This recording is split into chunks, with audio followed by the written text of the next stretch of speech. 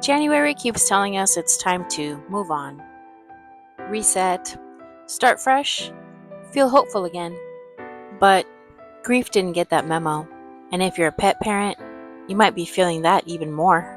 So if the new year feels quieter, heavier, in ways that you weren't expecting, I want you to know right away you're not doing anything wrong.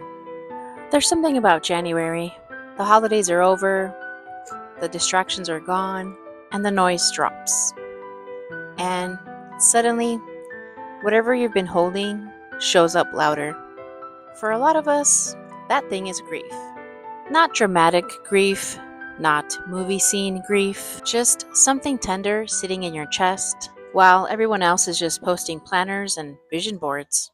When you love animals deeply, grief has layers.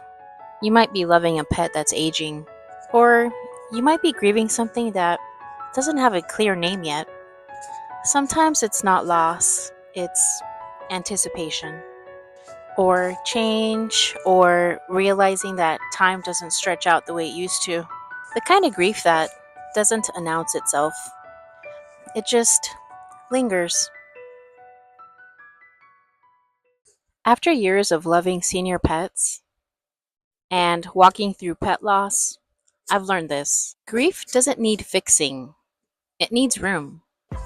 January is obsessed with forward motion, but grief isn't linear, and we're told, New Year, new you. But grief says, I'm still here, and I always will be. Therefore, when you try to rush yourself out of it, it actually gets louder because grief doesn't want to be erased. It wants to be acknowledged.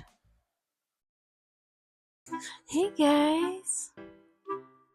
What's interesting is that pets don't rush grief. They don't pressure themselves to feel better. I love you guys too. Oh no, no kissies. No kissies right now. You don't want to mess up my lip gloss. What's interesting is that pets don't rush grief. They don't pressure themselves to feel better.